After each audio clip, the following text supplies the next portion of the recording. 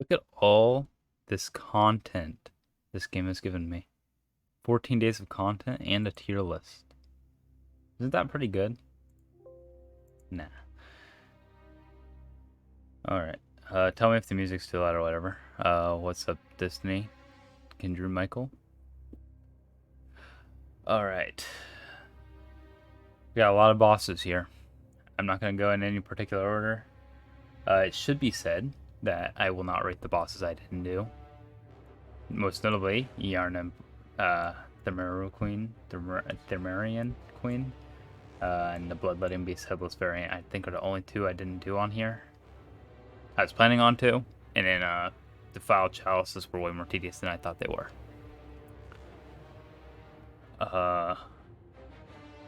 But I should probably tell you guys how I'm going to rate these.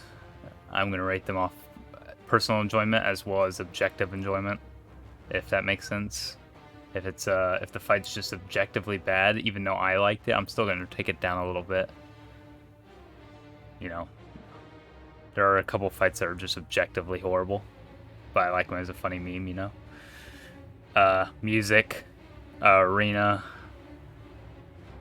about everything to it. I might need to turn down the music for my sake, actually. It's fucking loud on my end. Sorry if it's not too loud on your guys's. I don't really have an F tier, but I don't think they're... Do we need to add an F tier? I think we should add an F tier, actually. How do I do this? Hit a row below. It should be... Wait, no. Fuck. We need to change the color of this to... There we go. Perfect. That's F. Because there are definitely F ones, F tiers on this list. Sorry, I forgot to add it. Alright. So, I'm not going to do Abhorrent Beast because he's a really... I'm not doing Abhorrent Beast right now because he's pretty hard to rate from nothing. But let's go ahead and try... Let me look through here for a good baseline. I think Cleric Beast is a pretty good baseline. Cleric Beast has a pretty good theme. A pretty badass entrance. He just jumps off onto the bridge. And he's the first boss. He's a pretty good first boss in the sense that he's not too hard. At least in my experience, I don't know if any people have issues on him or people normally have issues on Cleric Beast. But he only took me 3 tries. And his bosses are really easily telegraphed. As long as you're paying attention and it's good to learn dodging, you'll get the boss down. And also, I think it's a really good first boss because it basically forces the player to learn how to dodge, and it's a good way to learn it. I like how all the beginning bosses kind of teach you a mechanic and try to benefit you if you use those mechanics. I think Cleric Beast does a good job. So he's probably B or C. But I don't think he's... I think the fact that he's a good first boss and he doesn't really have anything wrong with him would probably put him in B tier, right? We can always alter it, too. So if I feel... at the end of the list, I'm going to alter last seconds and stuff, so... Okay. I think we can start doing these now. I just needed a good baseline to compare to Cleric Beast if he's a B tier boss. Abhorrent Beast... I had to cheese him, and so I feel a little guilty trying to rate this guy, like, fairly. But he is a pretty cool boss in the sense that he just keeps attacking. Let me think of what all he does. Yeah, he's not... I think he might be the most aggressive boss in the game. In terms of speed and how fast he tries to get on your ass. And how he just doesn't stop attacking throughout the whole fight. At least Koss, if you get some distance, he can't immediately close that gap. Abhorrent Beast can. If I think I may have been able to beat it if I cheesed it, but it probably would have been the hardest fight, maybe besides Koss, or besides Lawrence for me. But his music's really good. The arena you fight him in is pretty open. I think it's pretty fair. But I actually don't think it's like that amazing of a boss. He doesn't do anything super cool. He just keeps punching over and over and over, and occasionally does like this wind attack. So I think it's like a C tier. I'll be honest. He wasn't interesting enough for me, at least out of the cleric out of the Chalice bosses dungeons. So I'm gonna put him in C tier, and then we'll move him from there. I think Amidala, I think, is one of the best fights in the game. Just how cool he is. Okay. From the main game? That's surprising. I was doing that too, but I'm only like on the 3rd stream, so I guess I don't need to do that anymore. I'll ask it on the later ones. I don't really need it right now though. Amidala is a really fucking cool fight. Music's a little dull, but the arena's really big. He's really big, which is normally I would say a bad thing, but honestly, you don't need to see the rest of his body because all you need to see is his arms. It doesn't matter what comes out of his head. I had an easier time than most people because I use a long weapon, so maybe my opinion's not fair on this boss, but I think his effects, all of his abilities and stuff are all really fair. He's one of the coolest bosses, I think, in the base game. Has fucking really cool abilities. I think he's A tier. I don't think he's S, but I think he's pretty fucking good. He's definitely not on level with Cleric Beast. He's like way better. So I think he's an A tier. Disagree with me or whatever. Blast Possessed Soul. It's hard to consider this a boss, but he is a unique entity that you can really only find once in the other main game, similar to Abhorrent Beast. Blast Possessed Soul. He doesn't really do much things interesting, but he's I'm trying to think. Does he do anything that cool? Just throws fire at you, right? And then he occasionally punches you. Yeah, that's just a D tier. He's boring. I don't think he's meant to be a super cool boss, so because he's one of the first bosses. The first bosses in Chalice dungeons usually are pretty weak. Or pretty boring, I guess. If it's not a reskinned monster, it's just... Well, I guess that's technically a reskinned monster. It's literally just a monster for the main game. Alright. Bloodstar Beast. This is going to be controversial. Bloodstar Beast is a really fucking cool fight. Because it's right after Gascoigne and Cleric Beast. I think he's optional, isn't he? So, but he does give you the Chalice, so I guess you can't do the Chalice. So, let's talk about all the good things about this boss, because there's a lot of them. The arena is really cool, as you can use the pillars to your advantage throughout the fight, because the pillars basically go against his moveset, so you can usually use that to your advantage if you want. It's not a mandatory choice. So, it allows options. The music that's playing, actually funny enough right now, I'm pretty sure. It is really good, really creepy, and the boss model is also really cool, really creepy as well, scary. And also, one thing about this fight that's really cool is that you can parry, but not only that you can parry in this fight, it's also rewarding the parry. Because I think in most fights, you can parry in a lot of fights, but against most of the hunter fights, parrying doesn't feel good to do because it's so easy usually and so predictable. Bloodstar Beast, you have to have the timing down pat because you have to do it very last second, and if you don't, you usually get hit. So I think it's really fucking cool how it feels good to parry against this boss. Though he is easy if you probably go back and do it, because we did it in the DLC and when we beat him first try again, he was just a normal enemy. Then we beat him in the Chalice dungeons a few times. It's incredibly easy despite their arena also being poisoned. What else in this fight? Phase 2 is also really cool, and how his phases change the fight a little bit. His phase 2 makes it so you get poisoned when you get hit, and then also changes his abilities to be way more aggressive. He's also easier to parry in his frenzy, but honestly, it does make it harder just because his attacks poison you, and that can be a problem. My only complaint about this fight, and its entirety, is because at the point, yeah, it's easy, but at the point it is, I think it's a really good difficulty.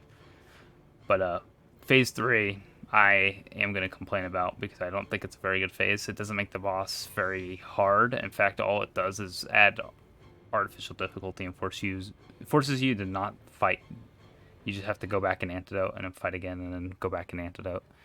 I think that's a little lame. I think they could have done better. That's really the worst thing about Bloodstar Beast, though, I think. And so I'm having a really hard time either putting him in A or S. I know some S tier bosses. I don't know if he's as good as them. We'll put him in A, and then we might move him up later. But he's better than Amidala. He's really up there for me, I think. Bloodletting Beast.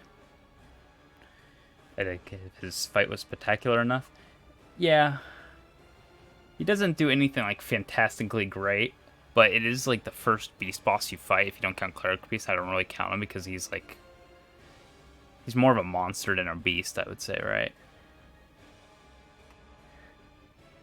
And it's also, so he moves very agilely. He's basically the first really, really fast boss. Because Gascoigne was just dashing around and Cleric Beast moved like a snail. I think it's a really good fight. Just phase 3 is what brings it down. Also, the walk there is fucking horrible, by the way. So, Bloodletting Beast.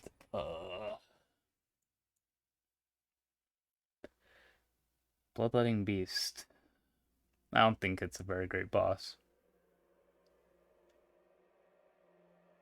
He's a cool looking boss. No, the dogs get to pet you on the way. I'm trying to think about Bloodletting Beast here. Because I only fought him a few times.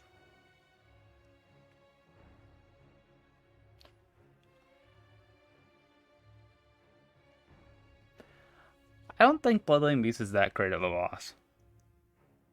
He looks really cool, but his attacks are really boring. He's like Cleric Beast. But thing is, he's not the first boss. I know the only one I remember is that big punch that goes across the room. That's basically the only part of the fight I remember. I think he was really cool looking, but that's all he got for him. And then he doesn't even have custom music. He uses the Chalice boss music. No, wait, no. He doesn't even use that. He uses Shadow Yarn music, I'm pretty sure. Either way, I don't think this fight's that great. Considering I can't remember a lot of the fight, but I don't remember it being horrible. And that's why it goes in D. That's kind of how you distinguish what's an F tier boss. An F tier boss is something that makes you remember it being bad. This boss I don't remember being bad at all. I just don't remember it. So, okay, good to get this out of the way. Celestial Emissary. What do you guys think about Celestial Emissary? A? Is that cap or no cap?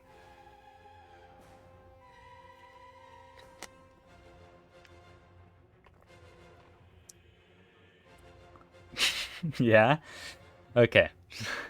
Let's go over what makes Celestial Emissary good. The arena's really cool.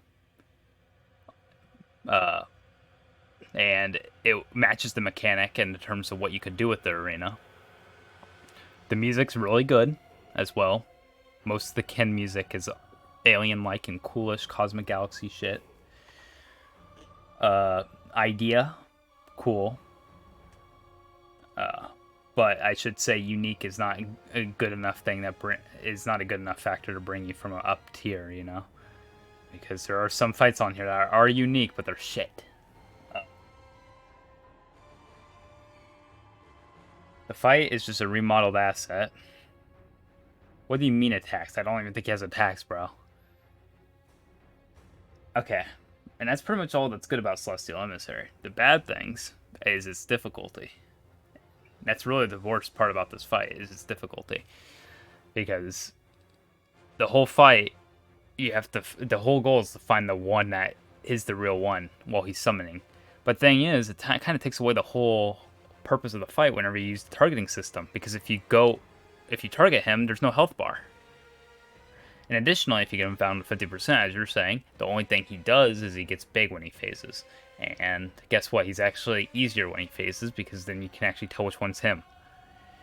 What would have been cool is if he overwhelmed you with more enemies, because he could have used the arena to kite them around and then jump down to fight the boss, and it would force them to go all the way back around and stuff.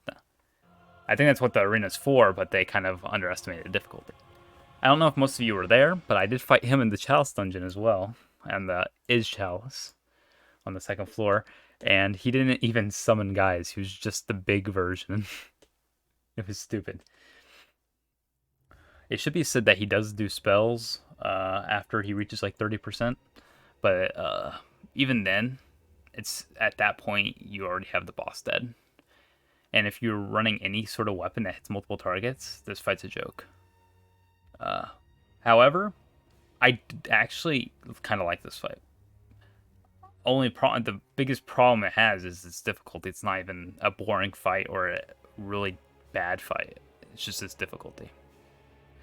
So it's hard to say if I want to put him in C or D. Because I honestly, I like Celestial Emissary versus Bloodletting Beast.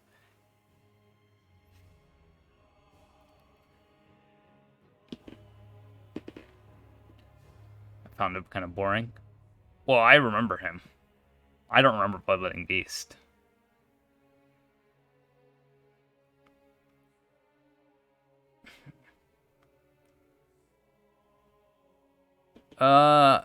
Is he the easiest fight in the game? It's him or the One Reborn. Or even Cleric Beast. For where he is in the game, maybe. I know I died to him 0 times.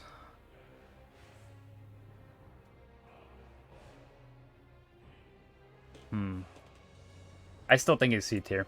I like him. He's interesting.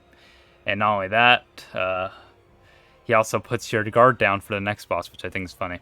And also, the run there is not horrible. So, they really nailed everything besides the actual boss on this fight. Keep that what? I might move him down. We'll see.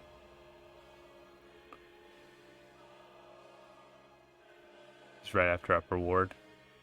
Yeah. Not Brain Boys, but the tentacle monsters, Squidwards. Brain Boys are another area. And I have an area tier list too, so we're going to have to go through that too. Okay, Dark Beast Peril.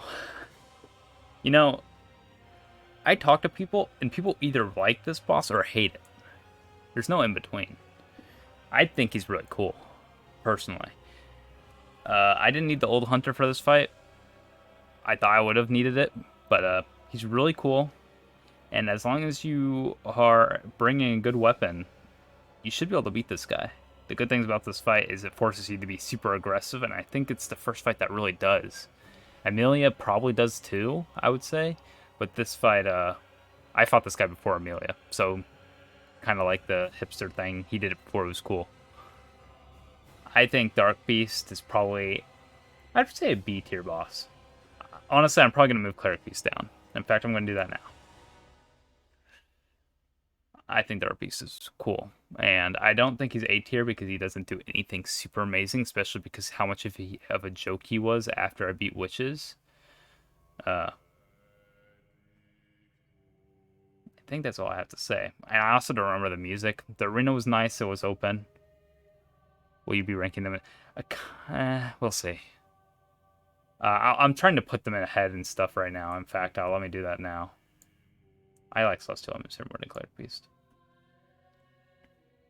I already put Bloodstar Beast above him because I knew I like him more than Amidala. Amidala? How do you pronounce that? It's whatever. Abritas.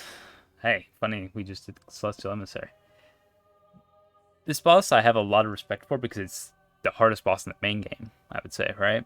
None of the other bosses really compete. And the thing is, Gurman probably could if I faced him before the DLC, but I didn't. But Britas is definitely the hardest in the main game from my experience. And I think that was really cool.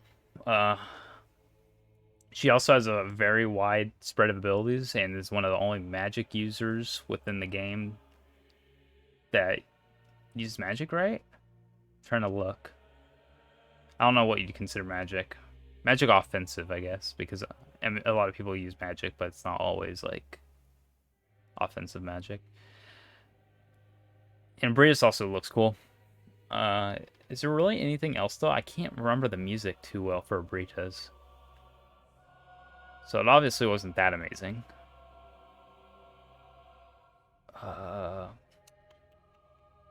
Arena's good. The run there was all right. Pretty good, actually. I didn't have to fight her for too long, so maybe that's why I feel that way. I'm gonna have a hard time writing Lawrence because I have no idea where I want him. But I didn't. I had issues with Abritas. In fact, she's probably one of the harder bosses. Probably top 3 hardest bosses in the game. But huh. She's B or C. I don't think she's close to Parl, but I don't want to do her dirty and put her in C. And she probably deserves C. Yeah. Her fight didn't excite me. I'm mainly putting her up there because she was like the first challenging boss in the game. Most of the bosses didn't take me more than 10 attempts, and I think she was close to that. Okay, Father Gascoigne. I've actually thought long and hard about this. So I thought about a few choices because some of these were going to be really hard and I didn't want to take 8 years to rate them. But I'm going to put Gascoigne in B tier. Actually probably above Prawl, yeah. I had a bad experience with this boss because I farmed for a while, but I have a lot more respect for him thinking back on it and watching my VOD. He's the first hunter boss you fight. He teaches you how to parry, similar to Cleric Beast, how he's basically teaching how to dodge. He basically exists to teach you how to parry. He's the first person that's extremely aggressive, and playing defensive does get you hurt a lot more, so it kind of grooms you into playing more aggressive. He's the first boss that has multiple phases, which I guess comparing to the Cleric Beast, but he's the first one with meaningful phases, I would say. He goes from short axe, long axe, and then beast. My only complaint is that he starts the Bloodborne syndrome train where he has the later the boss goes, the easier he gets, which is like most of the bosses on this list. Dark Beast gets easier, Amidala gets easier, Gascoigne gets easier. Gets easier to parry. He does probably hit a little harder, but his attacks become a lot slower and easier to dodge. I also like a lot of the hunter fights because there's a lot of counterplay, typically. The only my complaint is the gun, because the gun is kind of hard to dodge and usually pretty unfun to dodge. But that's only for the first phase, so you shouldn't have to worry about it for too long. I'm also putting him in B tier because of his arena. His arena is super fucking cluttered, and it's really annoying to play in. I think it brings down the boss a little bit. Music's good. Is there anything else that I'm missing? It's cool that you can use the music box. I think I did in my run because I was sick of farming. The run here is fucking horrendous. One of the worst runs in the game, if not the worst. And farming for this fest was horrible too, which I don't know if I should base anything off that, but it is scarred to my brain. I think Gascoigne's a pretty good fight. I put him in B tier. Forgotten Madmen. You know, I put him on the list, but I completely forgot about this boss. No, I'm probably just gonna put you in F tier. Yeah, you're bad. You're shit. I remember the fight being very disinteresting and super easy to parry. He was in the Chalice dungeon, second boss of one of the second bosses. Gurman's really hard, but I have watched a few streams since I played the game, and Gurman's a pretty hard fight from what I've seen. If you did this before the DLC and you don't fight Koss and you don't fight Orphan and you don't fight Lawrence and you don't fight Ludwig, you soon learn that this is a really hard fight. Not only that, the standoff before is really fucking cool. The music is one of the best music in the game. The arena is badass as well. Reminds me of that Sekiro battle. I know the final fight takes place in the flower field. In Sekiro, it kind of looks like that. It looks really fucking cool. Don't change what isn't broken, I guess. His attacks in his third phase are awesome, and he moves like a fucking anime villain. Everything about Gurman is so badass, and one of the coolest things is he's basically one of the only bosses that you've seen in the game before, and you fight him later, if not the first. If you don't count Ludwig, which you don't really see, but you hear about. Same thing with Orphan Koss, which I guess more of Koss, not Orphan. Yeah, he uses a fucking sight too. That's fucking badass, and his weapon's really cool. Uh, but funny enough, I don't think I would put him in S tier, and that's probably because I think he's a little underwhelming for me. Super easy to parry, probably the easiest hunter to parry. Even maybe I can't remember Gascoigne because that was when I first started playing, so I probably got better at parrying. But Garmin was easy to parry, but he's definitely top of A tier for me. There is another hunter that I think is a little better than Garmin, which is why I think I have him in I have somebody else in S tier, which I'll explain later. But that boss is really good. That's a only if that was the final boss. He leads up to the hype. We're not putting Bloodletting Beast on the list. Keeper of the Old Lords. I'm gonna take a drink. What is this music? I recognize it. I really like it. Oh, it's Dark Beast. Now I feel bad for making fun of Dark Beast's song. I really like that song.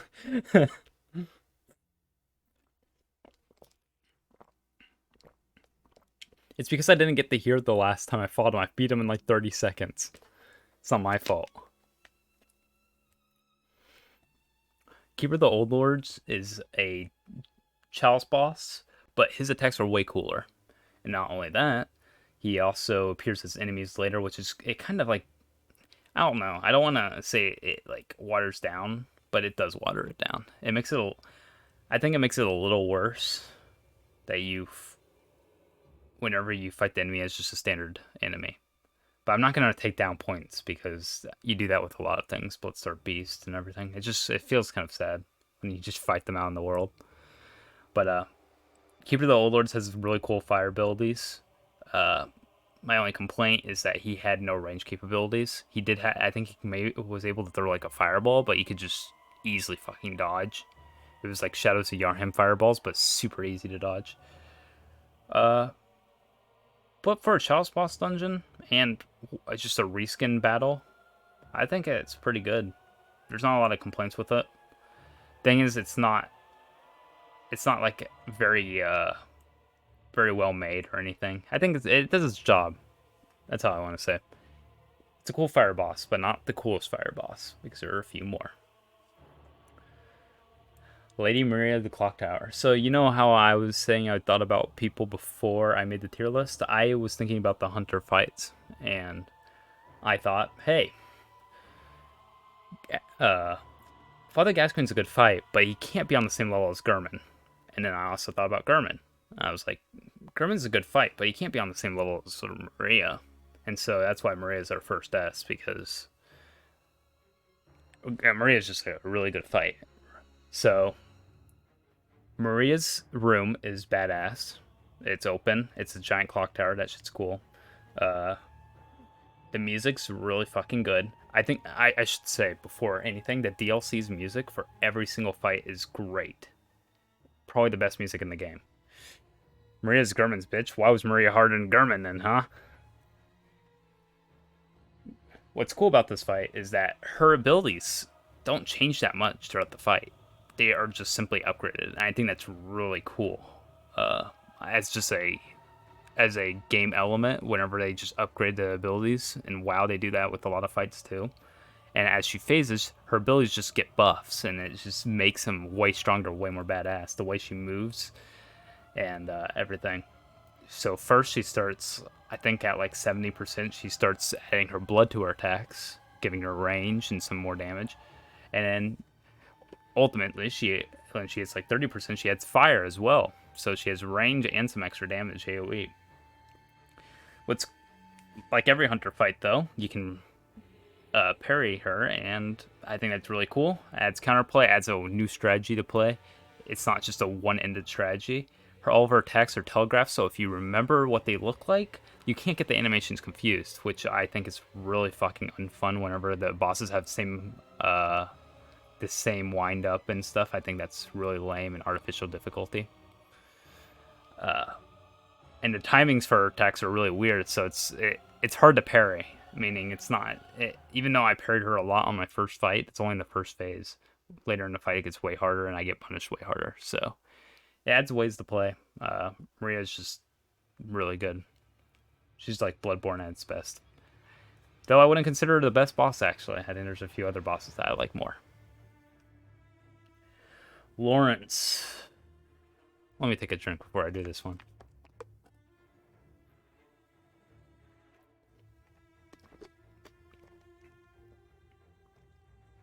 Once again, let's talk about the good things about this fight. I have thought it over, I have seen people do it, and I've cooled down. Lawrence is a really cool idea for a boss. They throw the Cleric Beast at you, and it's a fucking easy boss. Even for a first boss, it's pretty easy. But imagine if they scaled Cleric Beast for the end game. And that's what Lawrence is. A Lawrence is way faster, way more spontaneous, and dangerous version of the Cleric Beast, which I think is really cool. As I said earlier with Maria, upgrading something to harder difficulty that you already knew is just a cool idea, and I really like it. Other things, besides him just looking badass, Fire Cleric Beast can't not be badass. His attacks are really cool idea and everything. And also reusing Amelia's thing with another Vakar, I think is really cool. The music, as I said, for all the DLC bosses, is badass. One of the best songs in the game. And lastly, his second phase is so cool. He just rips off the bottom half of his body and starts just charging at you with 2 arms. That's fucking badass. However, there are a lot of different things that I would consider bad about this fight, objectively. And it's not its difficulty. One, his animations, 3 of his animations have almost the exact same windup. Making his flurry, you know why I died to so much? After I did some research, the flurry has the same animation as 2 other attacks, making it nearly impossible to see what attack he's going to do. Additionally, his size makes it hard to see his windup, meaning you have to be unlocked in order to see him see the small little differences that have it within the animations. Third, the boss room is completely fucking claustrophobic. It's so annoying. I mean, you can fight Amelia in that church because Amelia isn't the size of the roof, but he is. And he's also way wider, so it's way harder to fight in a room with that, in a claustrophobic room. In fact, it's probably the most claustrophobic boss room in comparison to his size in the game.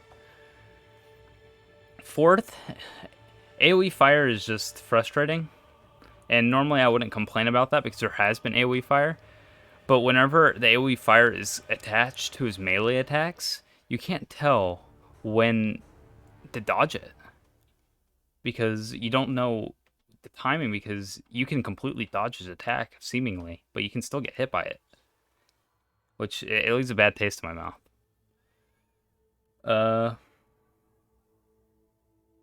What's another thing? If there are anything else.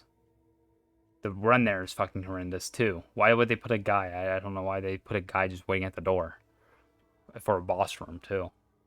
Kind of a dick move game. He does have a lot of health, but I don't think that's that bad. I don't think that's the problem. It's the problem why I died so many times to him, but I don't think it's the problem with the boss. I think one thing they could have done better with this boss, I think the one thing that could fix the boss entirely is just make the animations more obvious. Because it's when the moves aren't telegraphed very great or very uniquely, and especially when they insta-kill you, it gets really frustrating. But I think that's the only thing. The only things that I have to say about it. I still don't think it's an F-tier boss, even with all of that. No, there are easy ways to beat Lawrence, and I didn't do them. You can apparently stay on his left side, right behind his left foot, and he will do the same 2 attacks. You can also cheese him by running to the room, and he'll keep running at a range, wait till he hits his fist down, hit him, and then run away and then run back in, and he'll keep doing the same attack over and over and over until second phase. But thing is, the fight is pretty badass. The animations, the only problem, the reason why the animations might bring it down a lot is because the first phase is for the first 70% of his HP. And that's, with how much HP he actually has, that's such a long time. So, there's a lot of problems with this boss in comparison to most. I don't even care that he insta-kills, because I think, while I hate insta-killing typically, his insta-kill can be avoided if you just don't go in. If you play super safe against Lawrence, he's not that bad of a boss. I played super patient on the last run where I beat him, the last attempt, and I did it pretty well. I also studied for like fucking 3 hours on this boss, so I'm gonna put him at top of D, but I might move him to C. We'll see. We'll see who else goes in D. This boss doesn't go in here because he's boring like these two. He goes in this tier because he has some problems, in my opinion. Size, the room, with how the room is, and animations, and annoying mechanics. But there are stuff that brings him up. Music, his different phase, the idea of him. I don't think it's that bad of a boss, even if I spent a long time on him. Living Failures. Living Failures is one of the worst fights in the game. If not I think it's the second to worst fight in the game. I told you guys earlier that I didn't know you could hide behind the sunflower. But how would you figure that out unless you were perfectly behind the sunflower? You wouldn't think about that. Especially because sometimes you can still get hit by the sunflower. Or behind the sunflower. The fight, besides that, even though, is just this... It's just even more boring than Celestial Emissary. It's just fighting a bunch of mobs with the same moveset. And their moveset's extremely boring. One-sided. Their arena is not that cool. The only cool thing is the sunflower, and that's not something that actually affects how the game plays. Though his ability is pretty cool, where he turns the thing into a conservatory. He really, when that ability insta-kills you, and there's nothing you can do about it, and just hope to God you don't get hit by it, it's pretty unfun. And if you didn't know about the sunflower trap, what are you supposed to do? Is there any other strategy? Because I think dodging is the only strategy you can hope for. And the meters are so fast that you can't really... You can look up and see them coming, but that might not protect you. I think he's a worse Celestial Emissary. That's my opinion.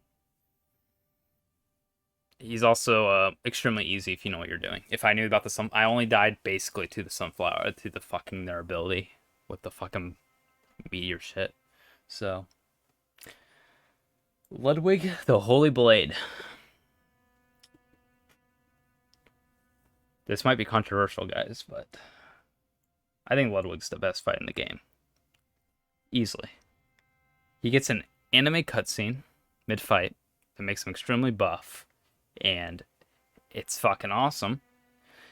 The fight is basically one of the only beast fights, super fast big guy fight, that's actually really fun, and his abilities are easily telegraphed. You can't confuse the animations. And really the only complaint I have with this is that the jumps... I hate jumps when bosses jump at all, because Bloodborne, when the boss jumps, is a little inconsistent, and there's no easy way to dodge it. You just gotta kind of hope, and then sometimes you'll get hit and sometimes you won't, especially due to the counter system. But the first phase, phenomenal. Second phase, even better. The only problem with the second phase, I'd say, is actually easier than the first. And yeah, the music is I won't even say the best part of the fight because everything's great about it, but it's the best music in the game. Easily. When the second phase hits and the choir kicks in, it's so good. That's like peak Bloodborne right there.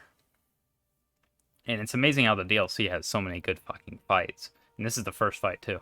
I was worried about Ludwig the whole game because this is... And I think I beat him pretty quick for how many people struggle on it. I was watching someone stream today, and everyone gambled their points on this guy not doing it within 10 attempts, and he did it within 3. And he was an all right player. It's just that some people struggle on different bosses. I didn't struggle with Ludwig. I struggled with Lawrence. Uh, Everything felt good about Ludwig because there was a counter to all of his moves, maybe besides the jump, which was a little annoying. I just kind of ran and hoped the guy wouldn't get hit, and sometimes I did, and sometimes I didn't. Yeah, and not only that, Ludwig is also prominent in the lore for being the holy church guy who hunted beasts very religiously. And he turns into a beast himself. How ironic, huh? And he gains his humanity, a little bit conscious back when he uses the sword. Sword also, I should say, even though the sword face is badass and it's kind of easy, it's really fucking cool.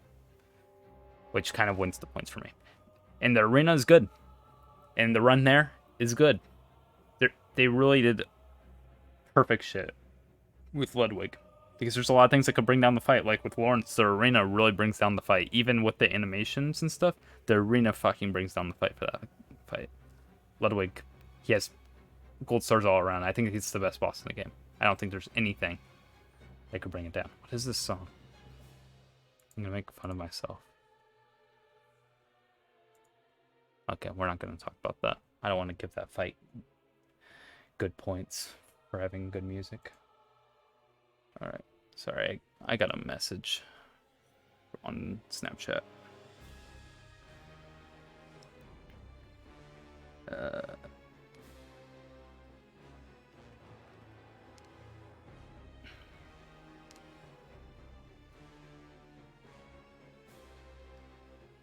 Sorry. There we go.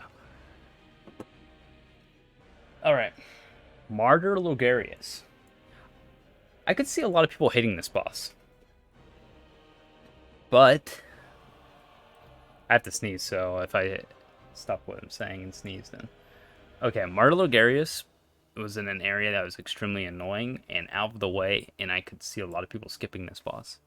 However, it was all worth it for this boss. This boss was sick. He did fucking magic. He's basically the only primary magic user in the entire game, besides maybe Rom. And his fight was just so cool.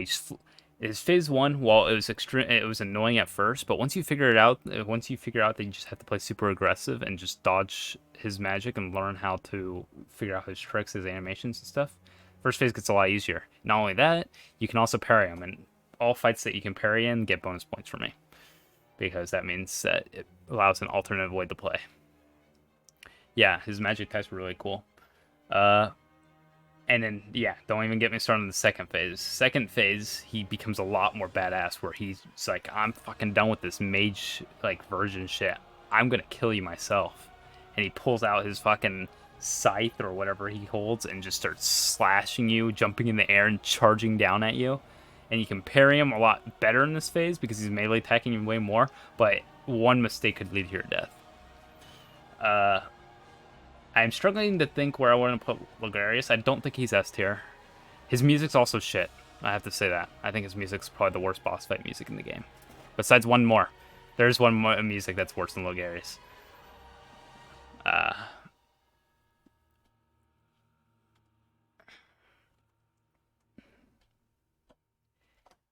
really like Logarius. I want to put him in A, but I feel like we have a lot of A's. I shouldn't worry about it, right? I should just put him in A if I think he's A. I think I like him more than Bloodstar Beast. He's like the only primary magic user on the list, besides some of these Chalice boss dungeons, which I don't really count because they're not real bosses. Merciless Watchers. Margot's winner. Okay. Let's talk about Merciless Watchers just for a second, okay? Reused boss room, reused enemies. 3 of them. They're the same enemies. What do I have to say? It's lame all around. They're all easy to parry. They don't promote any challenge. You can just kite around the room. One has a gun now. That's a reskinned enemy. one of them can't have a gun. The one of them that guards the switch. These guys, you fight them already. You fought every single one of these guys before you fight 3 of them at a time. It's not even a real boss. You fight literally 3 of them. Yeah, everything about this boss was bad. This is basically a shitty Shadow of the Yarnum. I'm not gonna say anything. They even stole the theme too. They stole the Shadows of Yarnum theme for this shit. And it was horrible. Murgo's Wet Nurse. Murgo's Wet Nurse. I do want to say Murgo's Wet Nurse, the music was chilling. I think Murgo's a Wet Nurse is a D tier overall. In fact, I might put it right here.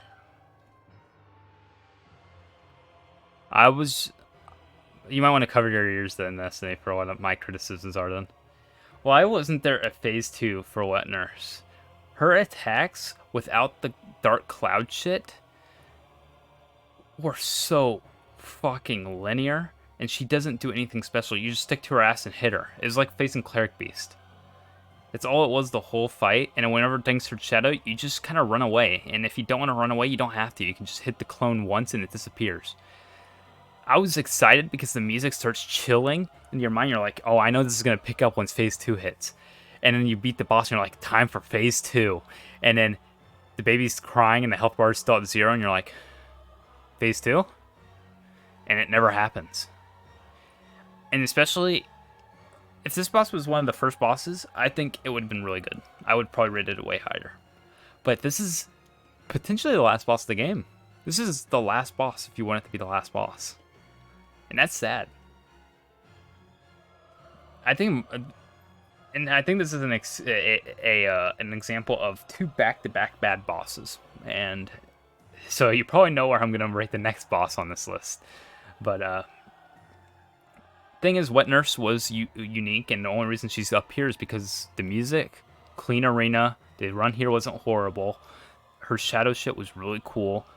She looked really cool. Her attacks are pretty cool, but she's missing like anything that guards her back or anything.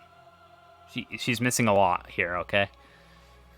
And I know you struggle with her, so you can ignore this criticism, but I think she should have been a lot harder. I was also overleveled when I rematched her, but whenever I first fought her, I almost got her too. So it wasn't like that was the only thing holding me back. So, I think she belongs in D tier. Beast. It's hard to say. I should put Bloodletting Beast and Beast plus Blast Possessed Soul after that. Yeah, I just kept attacking her back, and then she has like 3 attacks that leave her back wide open. In fact, she has all of her attacks leave her back wide open, I'm pretty sure. Yeah. It would have been really cool if the fucking, I don't know what you call the music, the ballad or whatever it was. It'd been cool if they like had it sync up with choir and some epic shit, but they didn't. Her lore and designer is so cool. I don't know the lore, sadly. I'm gonna have to watch 4 fucking videos to figure out the lore of this game because they don't like explicitly telling you. Okay, Mikolosh, host of the nightmare. Let me take a drink.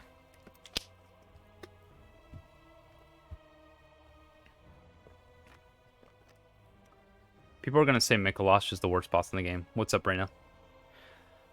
But I don't think Mikolosh is the worst boss in the game. In fact, I don't even think he's that horrible. But thing is, I also didn't get insta-killed by his fucking meteor shit 20 times like some people did. I just kept wailing on him. And maybe that's because I had the strength build or something. But I could see the frustration for this fight. Especially because you gotta chase him around the whole fight. And if you die super late in the fight, it's all nothing because, I mean, it's all for nothing because you have to do it all over again if you get insta-killed by a single ability in the final room. You can easily cheese him. I didn't. I beat him with... How many times did I take for this boss? Get the list out for me.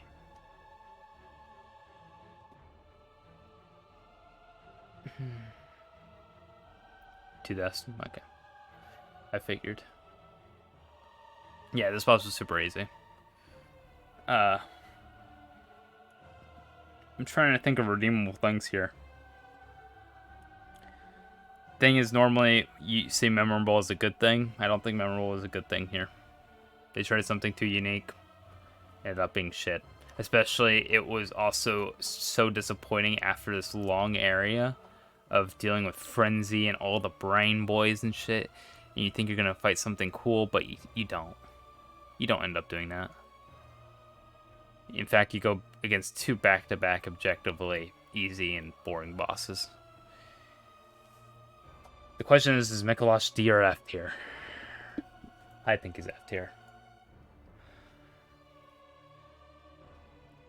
The thing is, they did a good job by not making him hard at the end. Because if I would have had to run through that shit multiple times, he would be below F tier. He'd be worse than Rom. But since he didn't, he's cool lore-wise, by the way.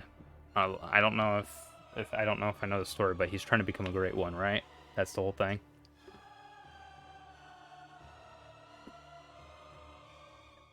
Yeah, he's a living failure, like the literal living failures. Trying to talk to them. Oh, okay, that makes a lot more sense.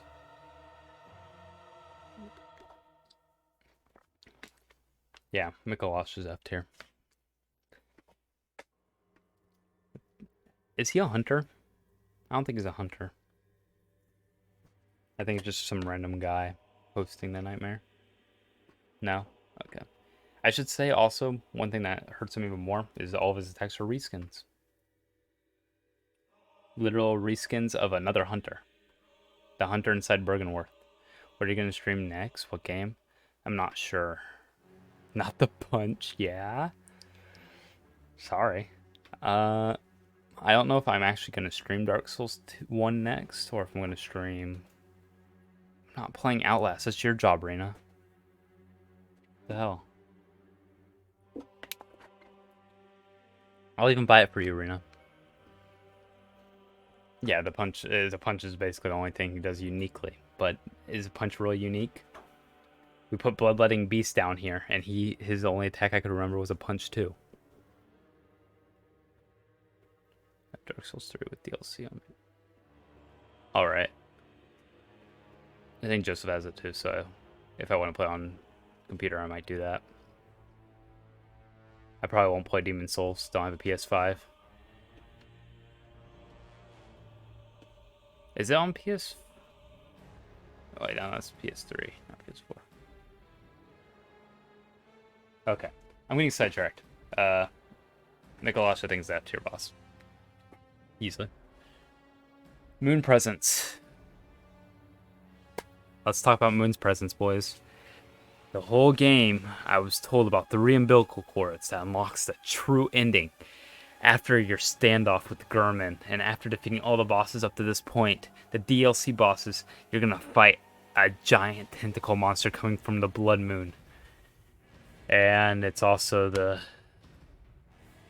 most anticlimactic boss battle ever. The coolest thing he does is bring your health down to 0 or 1, and you get back to full health. Similar to Murgo's Wet Nurse, this is a kind of anticlimactic, but it's even worse because this is also a secret ending that you would have needed 3 umbilical cords to find for the true ending. I have to figure out what the music this is because it's gonna bug me. Oh. I think I made fun of Vulgaris for his shitty music, but I didn't know there was a beat drop. I think I listened to a shitty version or something that only had phase 1. Anyway. Moon Presence is fucking dog. He's cool looking. That one attack's pretty cool. You know what actually excited me?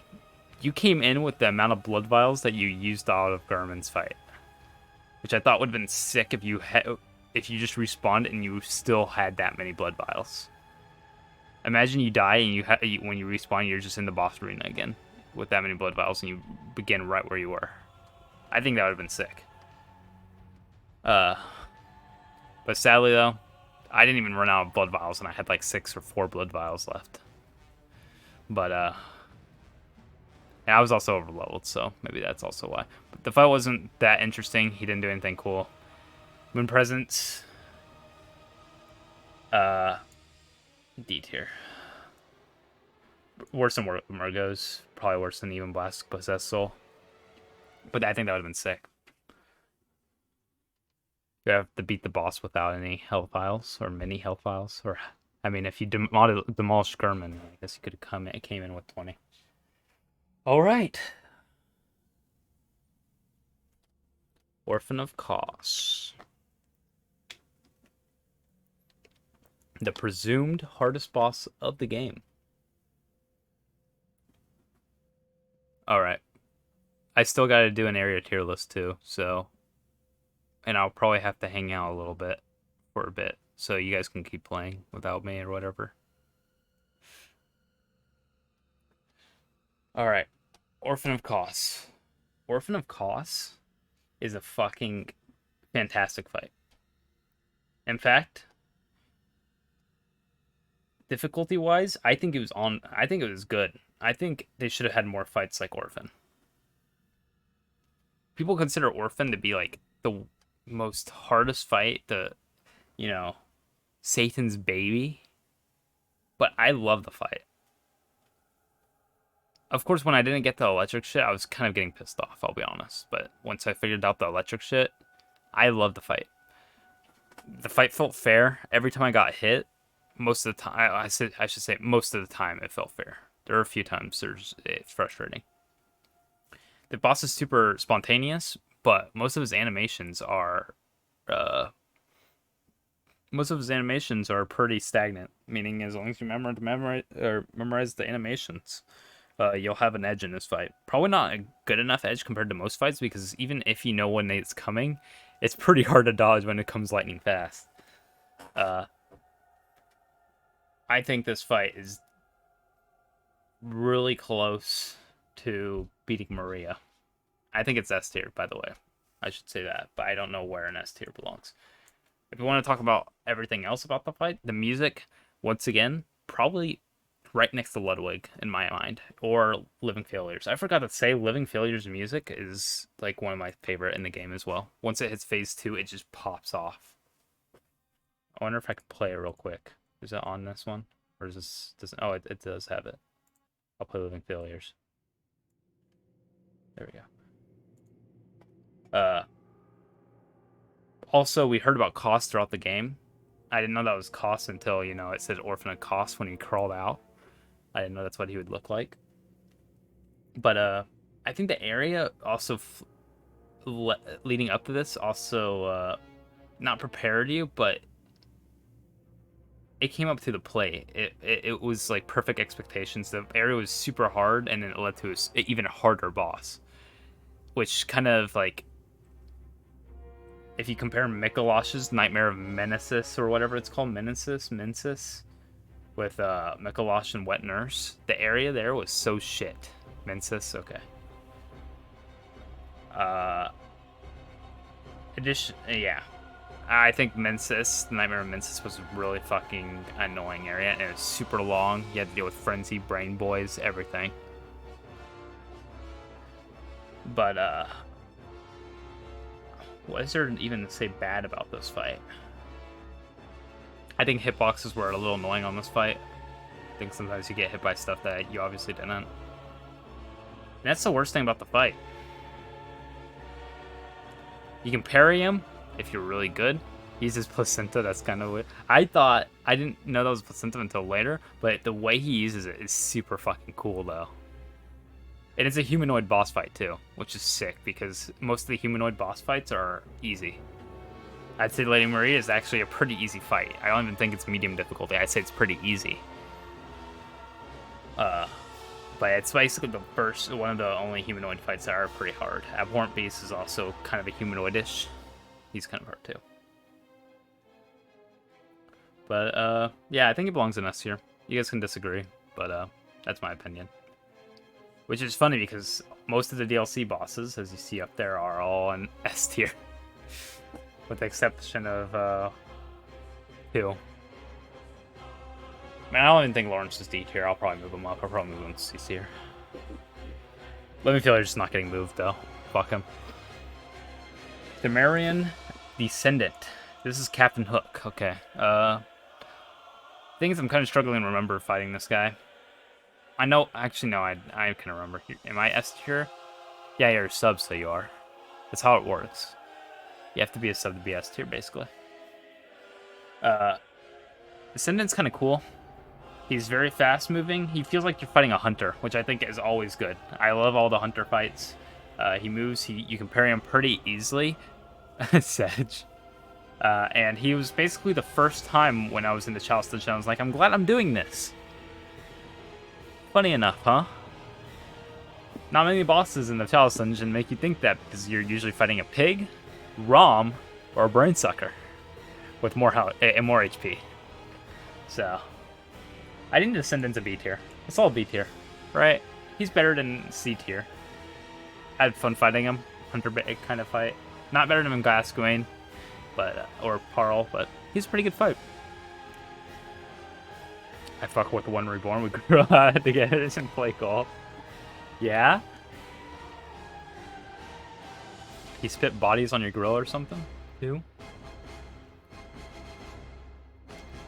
Now, if we want to talk actually worth doing Chalice Dungeons for, the Marian Elder is the coolest Chalice boss dungeon in the game. Easily. I didn't even do Queen, but I'm pretty sure this guy's probably way cooler than Queen. I don't know if you guys knew about this guy, because you guys seemed pretty surprised when I was fighting him too, but he's fucking sick. He's like Martyr, but on steroids. Because Martyr turns his weapon to like a crossbow too, and later in the fight. He does too, but it's way cooler.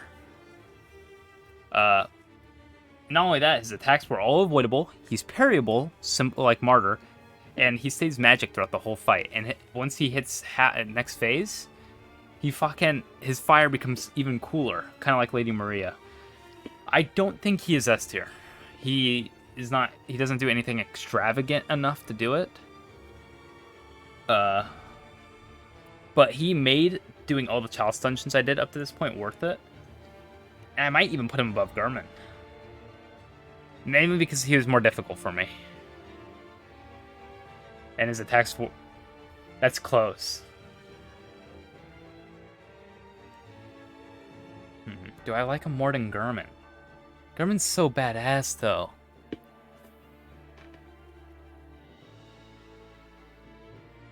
I think Garmin gets killed by me because it's the difficulty. It's way harder to parry the Elder. I don't remember this. I don't know what song's playing, by the way, but... Oh, it's probably Maria's. Because it's a good song, so it can only be a DLC. We're gonna tie Elder with Garmin.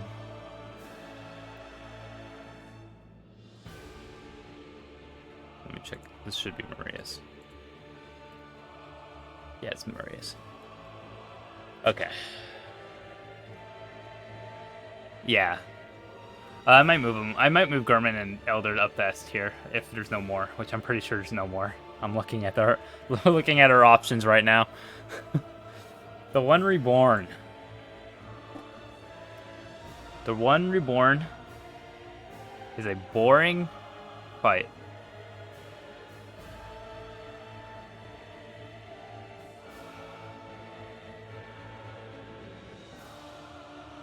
The One Reborn doesn't do anything that cool. In fact, I only remember him because I did him in 1 or 2 attempts. In the first attempt, I'm pretty sure I was trying to get myself killed. So, the boss doesn't do anything. He's really cool looking. His music's pretty good. And the arena is really cool as well. But that's all he's got going for him. And Celestial Emissary had all of those.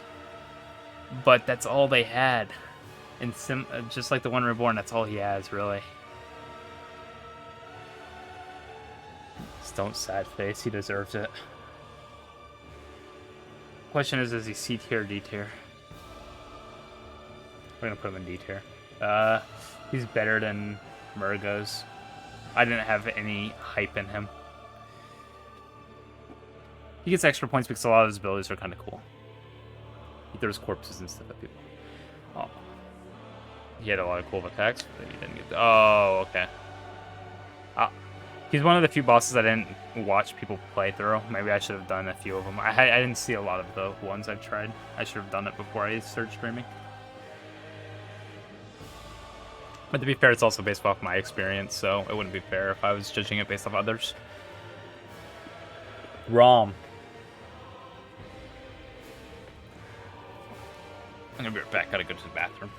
I'll let you guys give your guesses.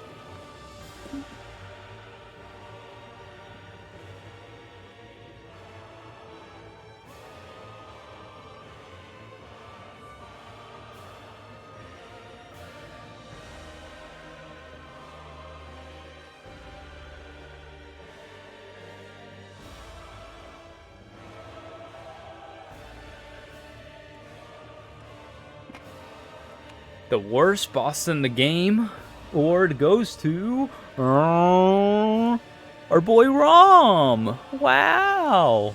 Imagine having such a high lore significance and still being a piece of shit. Now, let's talk about the good things about Rom, okay? The arena is one of the coolest in the game. Even though it's underneath the surface, underneath the texture, it's just one big flat Minecraft world. It looks so cool, it's worth it. What else is good about ROM? The run there is pretty good.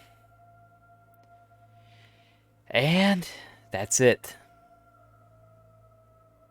I think that's the only redeemable thing I can think of. The old hunter before that you can use if you're with the league. She got back garden. Now let's talk about all the bad things, okay? Because I've been wanting this. I've been wanting to vent this for a while, okay? One, there's very few alternate ways to fight her. You have two plans of initiative. One, you kill all the spiders and then fight the boss. Two, you fight the boss with the spiders. The bad thing about having only two ways to fight a boss is that it's not very good for the player. However, it's even worse because the second option is only good if you have enough damage to destroy her before the spiders jump on you. Because the spiders are kind of based off RNG whether they decide to be aggressive or not. Because some will just crawl away and some will just jump on you. So sometimes none of them will attack you at all. And sometimes they will one hit you. I think it's fucking frustrating that one of the bosses that requires you to be patient also has minions that one of them can just insta-kill you. And there's like 20 of them. It gets even worse because she even starts using abilities later as well. Okay, what's another thing? Second, you get punished for doing too much damage to this boss. No other boss in the game punishes you for doing too much damage. No other boss in the game does that. You get punished for doing your job. Are you kidding me? Yeah?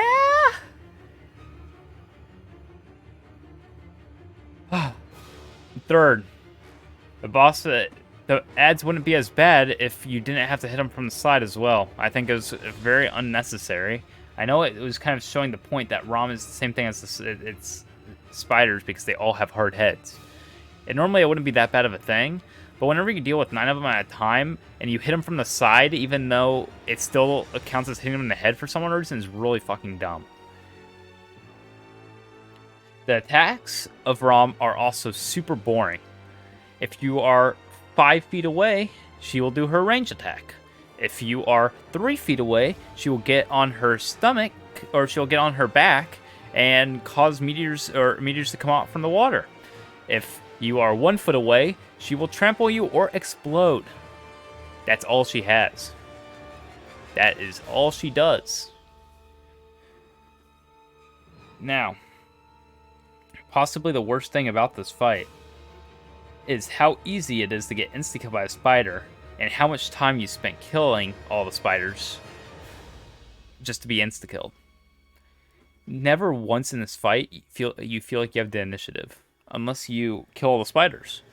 But that also requires a lot of work, just to feel initiative. I killed Rom twice, and so I have fair justice to say that this is the F tier boss. Yeah. And funny enough, I think people actually do like this boss. But thing is, I'm not...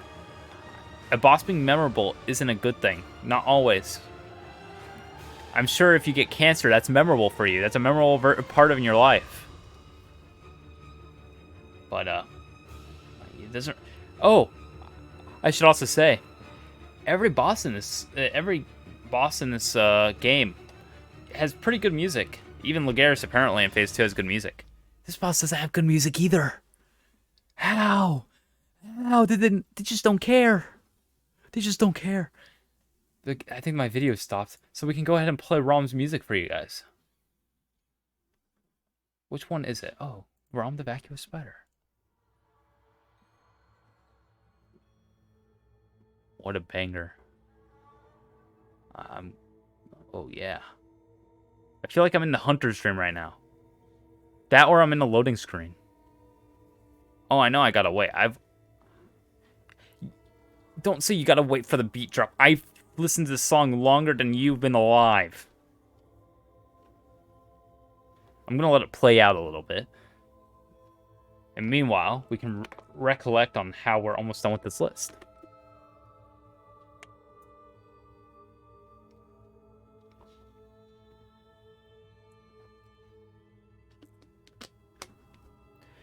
It's a boss fight, retard.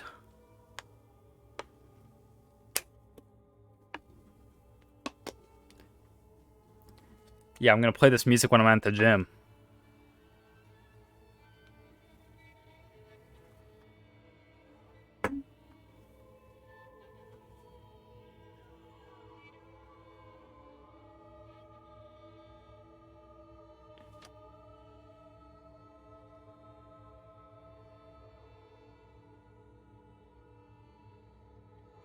Yeah, it's gonna put me to sleep, if anything.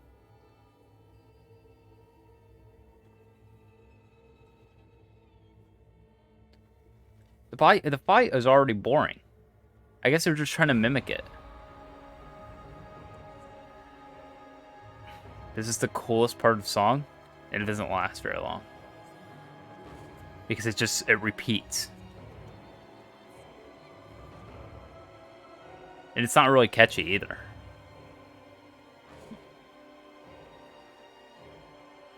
And don't get me wrong, there are a lot of OSTs that have bad starts, and then Phase 2 starts and it's a fucking banger. Apparently Lugaris is like that.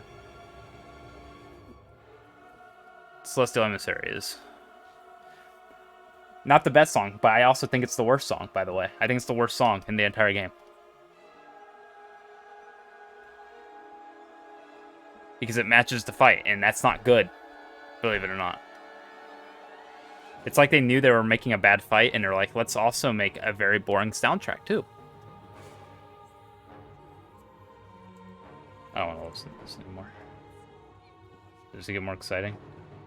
No, there's only 20 seconds left. This is a good... Wait, no, that's the wrong song. This is a banger song. This is what plays during the Elder song, during the Elder boss fight. Take notes. Take notes, Rom. I'll play a little bit too. I'm stalling out my content, so I'm almost done here.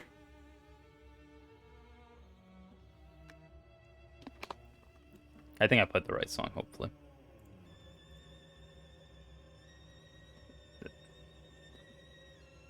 I didn't even remember the song, by the way, but this song is fucking, it goes hard.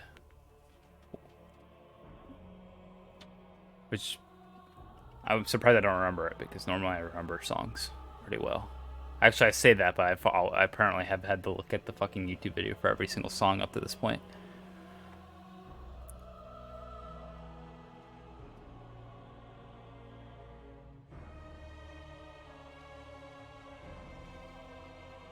It might have been the choir.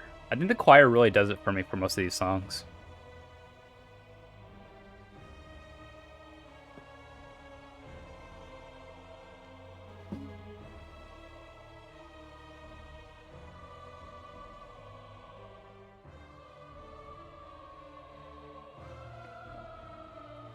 We don't really have any other... We already took care of the most positive part of the video. Shadows of Yharnam now. Shadows of Yharnam? We talk about the outside stuff first. The run there is one of the worst in the game. I completely addressed that.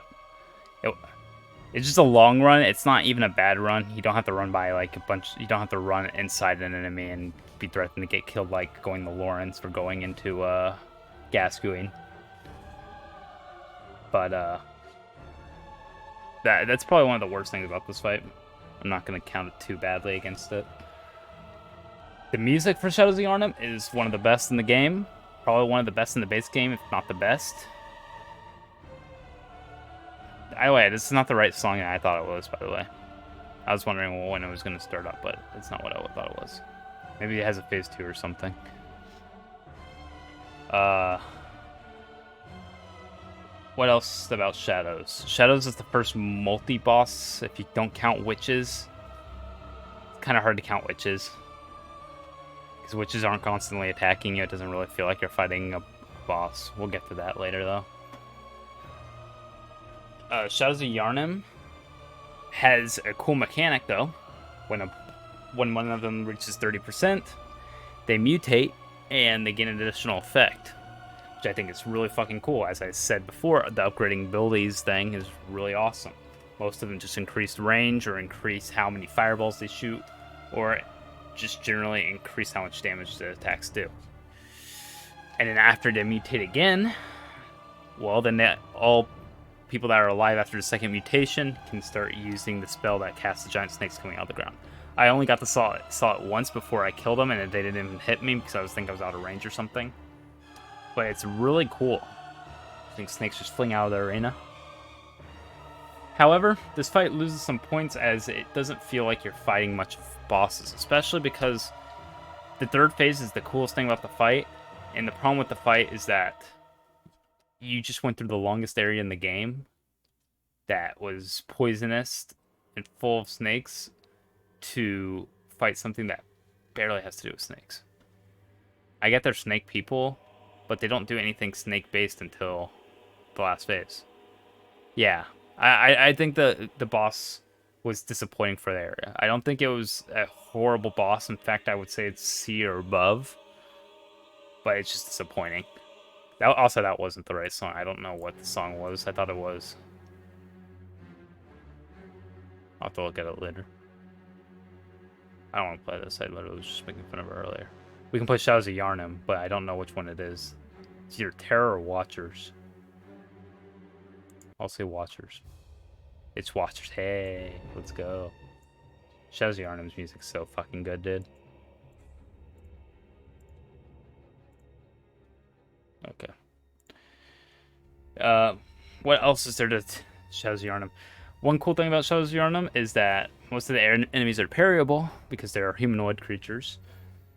Additionally, there's a lot of things you can do in this fight. There's a lot of strategies. Literally the opposite of ROM. You can get all of them down to 40 health and then knock them all down. You can focus one at a time. You can choose which one you want to leave mutated. That way you don't have to... Maybe you hate one of the ranged ones instead. The fire one can insta-kill you. The candle one, I'm trying to remember. I don't think I got caught in the candle.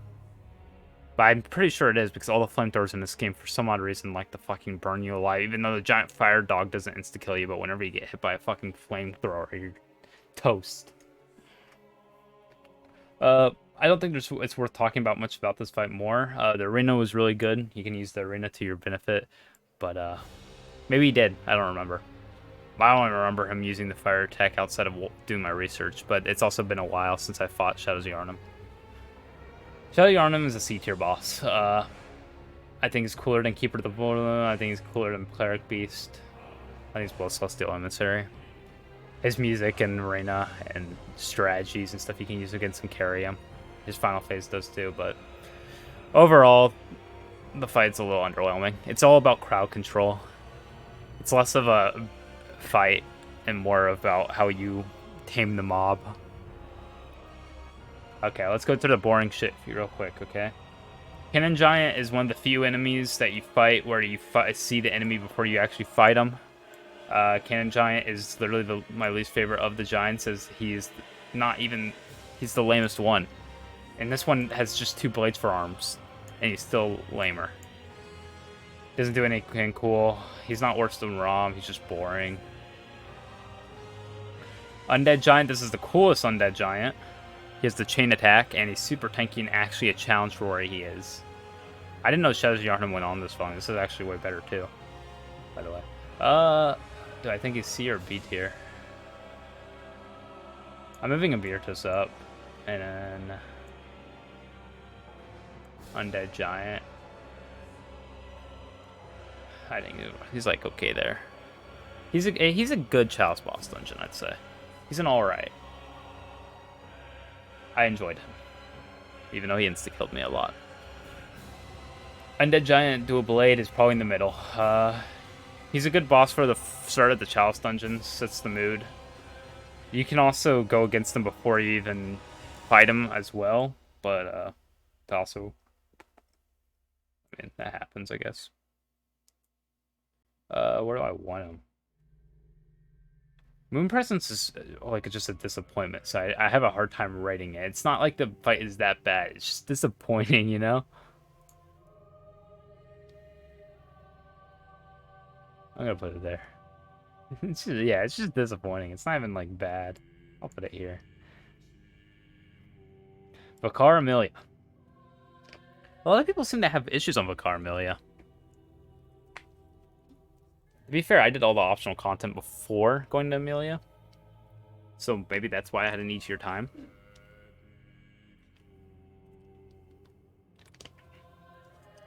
But, really? What it seems to be the strategy with being Vicar Amelia, all of her attacks hit way harder if they're ranged. Her ranged attacks, her slam thing, insta-kills me. And her other big claw attack if you're from afar, and her jump also insta-kill you. So the strategy is it just stays close and just try to dodge her from close range. The good thing about Amelia compared to most of the other beast bosses if fighting from close range is that she is not big enough to obscure her animations. Unlike Lawrence, you can see her animations, it's not a problem. I think Amelia is a good B tier boss. She doesn't do anything extravagant, but she doesn't need to. It's a beast boss, and it's like a faster cleric beast, but also it's more challenging, and once again it forces players to play aggressive. And she heals, I guess, but that doesn't really change anything. I just beat the shit out of her out of it. Hey, she's a good B tier boss. Bottom of B. Because I'm gonna move Lawrence up to C, by the way. And I think she's way better than Lawrence, so I think B tier is good and fair. Watchdog of the Old Lords. This is a hard one to rate. Because Watchdog, apparently the real Watchdog is on the Defiled Chalice, but I didn't do a Defiled Chalice. Let me think about this.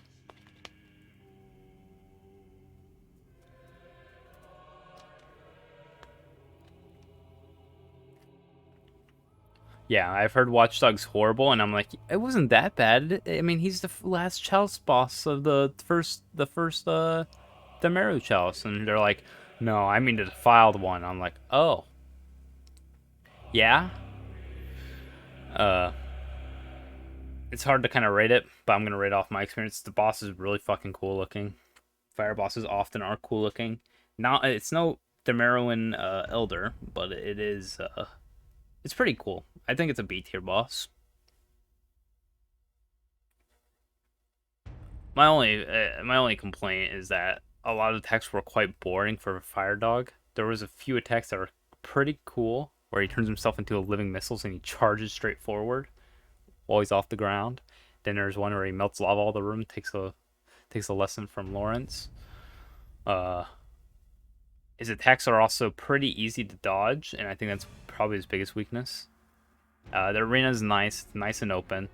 Feels fair to fight him. Doesn't feel like there's any artificial difficulty in this fight. The only artificial difficulty is that FPS dropping. So, I think it's a B tier fight. We'll probably reorganize the B tier and stuff after all the tiers because I don't think these are all right. Okay, last boss. Witches of Henwick. Ending with actually the best boss in the game. This is why I'd put Witches of Henwick in S tier. I'm kidding, by the way. Witches of Henwick. You know, a lot of people are gonna probably say like F tier. You know, D tier maybe. But there are some cool things about Witches of Henwick. I fought Witches of Henwick at its hardest. Did you know the guys don't even spawn if you have low insight? Did you know she doesn't do spells if you don't have like 20 insight? You know she doesn't do the grab status thing at like 25 insight? She scales off insight. Yeah, I know you told us that, but I didn't know it meant for every single ability there was like a threshold of insight that would increase the difficulty of the boss. And I think that's sick. No other boss is that cool. Boss goes from being simple, it can be the easiest boss in the game, or still pretty easy, but at least she has insta-kill abilities to make her difficult. The concept's pretty cool. The arena's pretty nice. Now let's talk about the complaints with him, which is a Henwick. Her minions are too docile the entire time. If her minions were a lot more aggressive, insta-kill. Well, it was insta-kill for me, okay? All of her abilities insta-killed me. Honestly, if she had fired a bit more spells, this would have been a challenging boss. However, this was the third or fourth boss in the game for me. Thus, I don't think it needed to be that hard. I'd rather have this boss early than Celestial Emissary where he was, you know? But I think the fact that he skills off insight is really fucking cool. Fourth boss, okay. I am going to move Celestial Emissary down to the shadows, though. Which is, I think, C tier. I don't think it's D tier. D tier it goes to the boring bosses. The only problem with this boss is its difficulty, just similar to Celestial Emissary. But the boss is pretty cool on its own. And the fact that you get fucking... There's a second one the whole time, you're like, whoa. Alright. Now we gotta rearrange shit. We don't have a lot of S tiers. I think moving these two is fair. The S tier, actually. I think it's fair.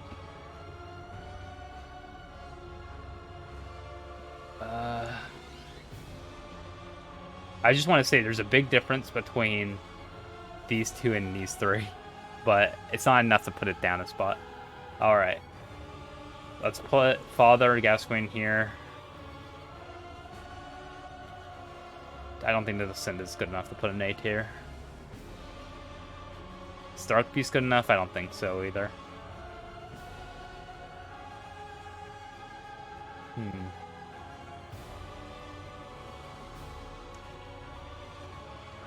Lawrence definitely goes farther up. It's hard to put Cleric Beast anywhere because he's the first boss. He's supposed to be easy and boring.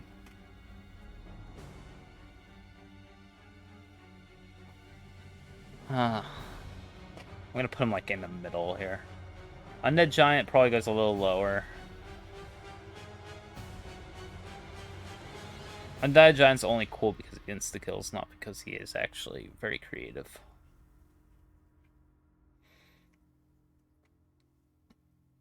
I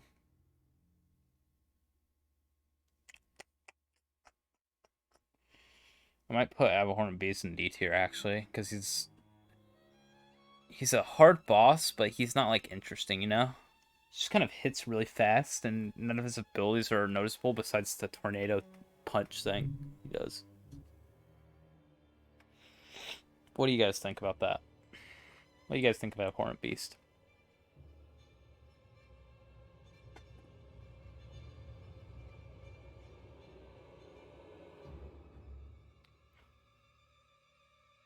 Keeper definitely goes down.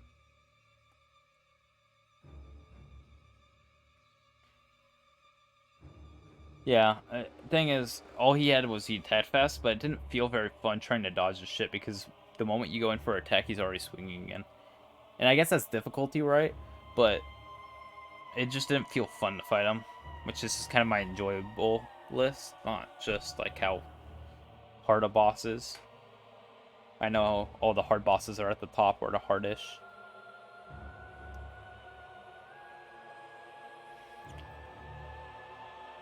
I'm going to move Abhorrent Beast down. He's a little boring for me.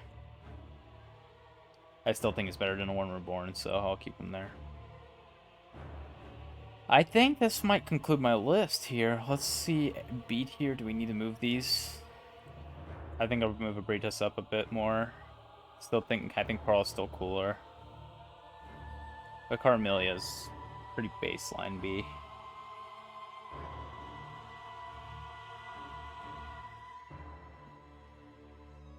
Yeah. I think this is my list here.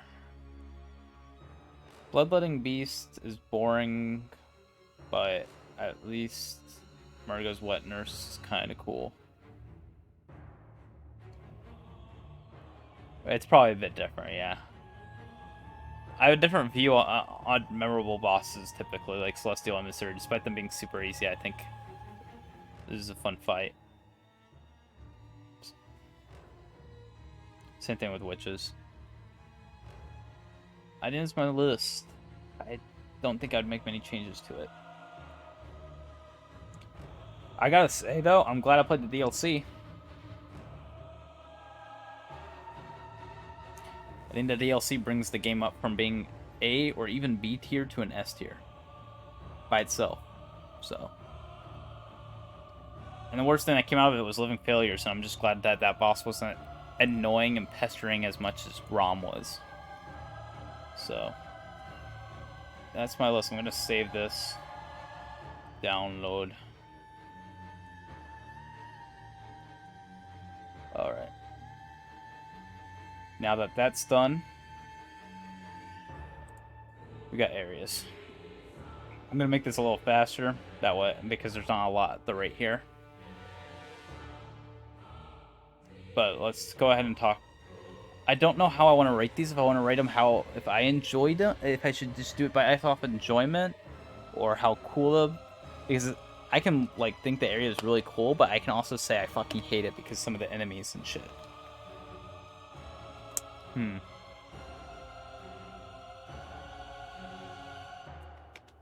I know, but this is a little weirder. If I like traversing some of the areas, but some of the enemies are fucking dog shit. So it's really hard.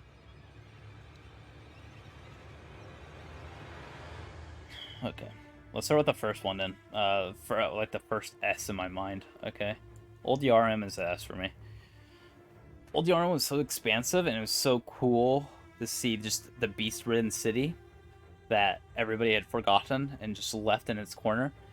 And Djura, or whatever his name is, just being like, this place is only for the beast. If you try to come kill the beast, we'll kill you. Bloodstar Beast fit the area, all the other beasts in the area. I think it was just really cool area.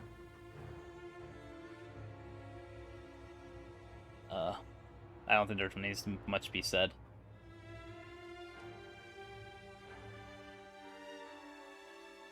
Okay. I kind of want to rate him like an S too because I farmed there the longest and I really like the farming spot. Well, I don't know why this is E. Let's do that. Oh, let's go ahead and put this there. That's... do I think this is the worst area in the game? Probably. It's either... it's the worst or the second worst. And, enemies that respawn, especially enemies that are very annoying to kill and very fast, is so unfun. If you want to... I want to check out the area around me, but I can't because I don't know where the single Bell Witch hidden behind 3 locked doors is. It's apparently spawning across the map. I hate the Bell Bitches in the fucking Chalice Dungeons, and I hate them in the game. This is the worst area in the game. I had to think about it, now I know. Yeah, this is the worst area in the game. Easily. Central Yarum? It's A or S, right? I think it's A. Central is really cool. Yeah. Well, you have to run through it. That's the difference between that and the woods. At least with the woods, you can take your time. In the fucking Central Yarnum, you can't even take your... Or in what's this? I can't read that. I'm not getting up to see it. The Unseen Village, you can't fucking... You can't stop to see anything. I wanted to see the scenery and shit. You can't until you kill the bell bitches. And then the worst thing about the bell bitches is that they spawn like super toxic enemies that just insta-kill you in groups. The witches or whatever that just run around, they're so annoying. Okay. Central Yarnum I think is really cool. I think it kind of introduces you to the game. You see all the people, all the you know, crazed hunters all around that giant bonfire, and we're like, how the fuck am I gonna get through that? And it's just, it gives you a real, it kind of sets the tone for the rest of the game. I think it's really cool. I think they did a really good job with it. I might move that up to S depending on the other stuff. Forbidden Woods is D? My problem with Forbidden Woods, before I put it on, the problem with Forbidden Woods is that it's so long. If they had split it up into 2 zones, if it was 1 zone and 2 zones, then it wouldn't be as bad. But this is all 1 zone, and it's like 3 zones in 1. It's even more than 3 zones too, actually.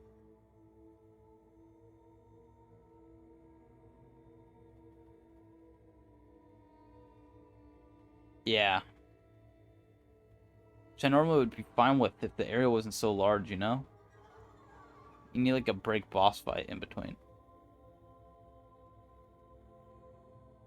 But thing is, once you get the Shadows of Yharnam, it's the end of the area.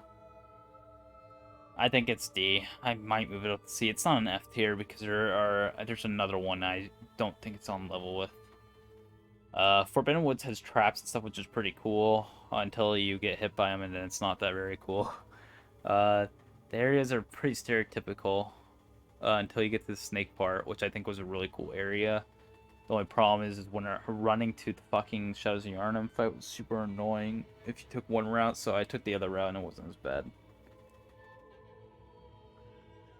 Poison's usually annoying, but it wasn't enough to deter it to being F tier. We'll see what the other areas score. I think there will be a lot of C tier because there's just a lot I don't care about, like the Hunter's Workshop. Probably Cathedral Ward as well. Wait, what's Cathedral Ward? What's all Cathedral Ward? I don't know how much of the world is Cathedral Ward. Amelia's whole area. That's a B tier. That's alright. I like that area.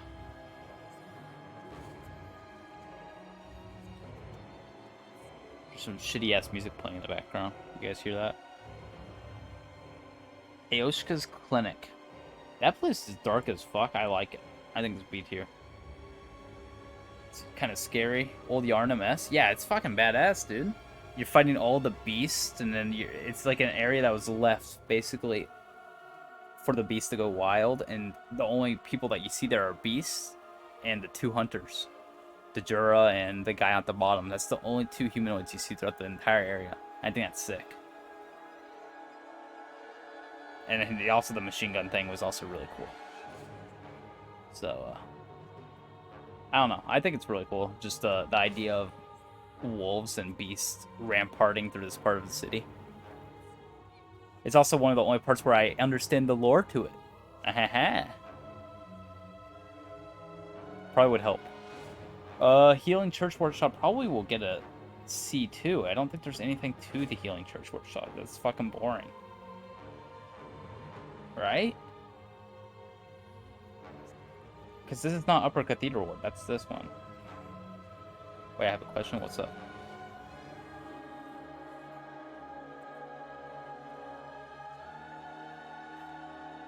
I think it's C tier as well. Just because I see it's like neutral. I don't give a shit.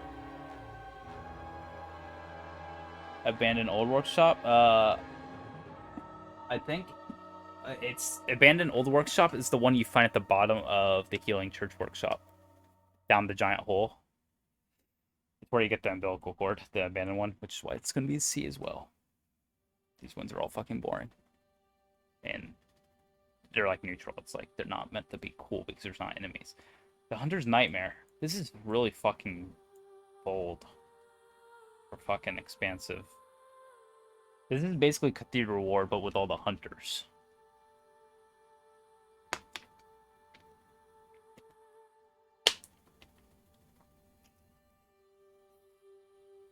I don't like it. I have a few reasons why I don't like it.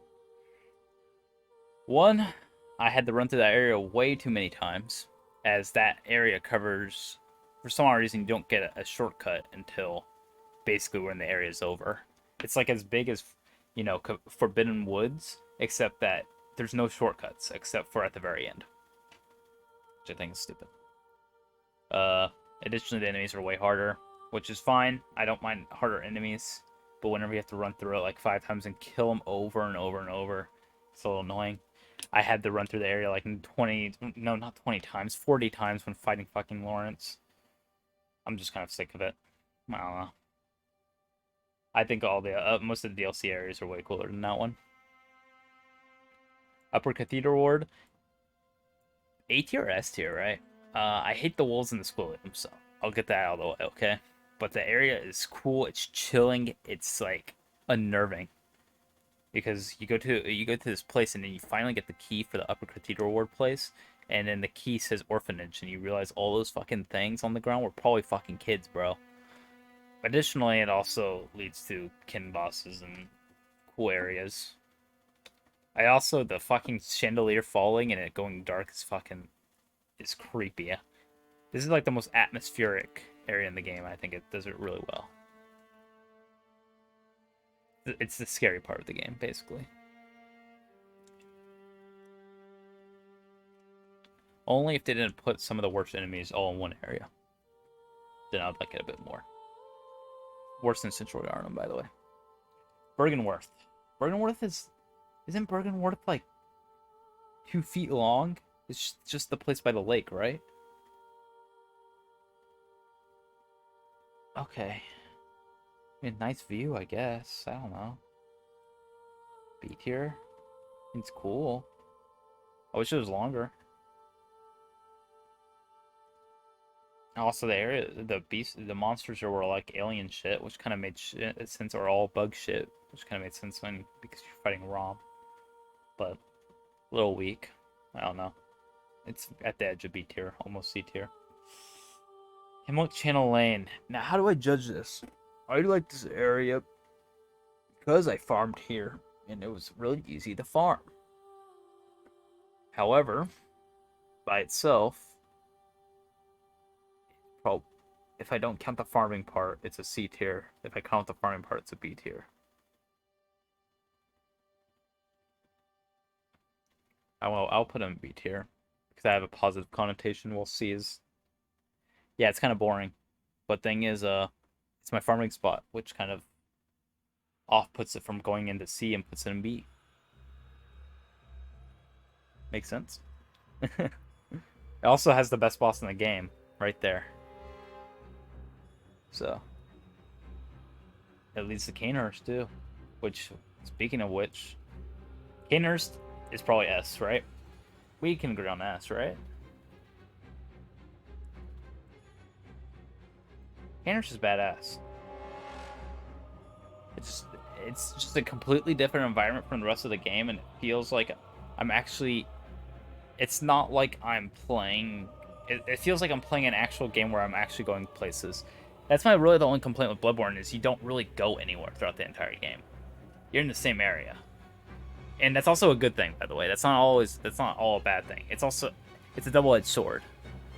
You can't really change the environment that much because it's all together. But this snowy environment was fresh, and it's like a haunted mansion castle thing. I didn't feel like we really had been in much of a castle until Nightmare and Menace, but that was much later, and also it was a shit area. But that's my opinion on that. I think Canehurst is pretty cool. I know it's all connected, but It's snowy, so it's not connected, you know? You feel? It also has a cool boss. Everything about it's pretty cool. Also, but it does have one of the worst runs to the boss, by the way. I'm not counting that in that, but I just wanted to bring that out there as one of the worst runs to a boss in the game. Nightmare Frontier.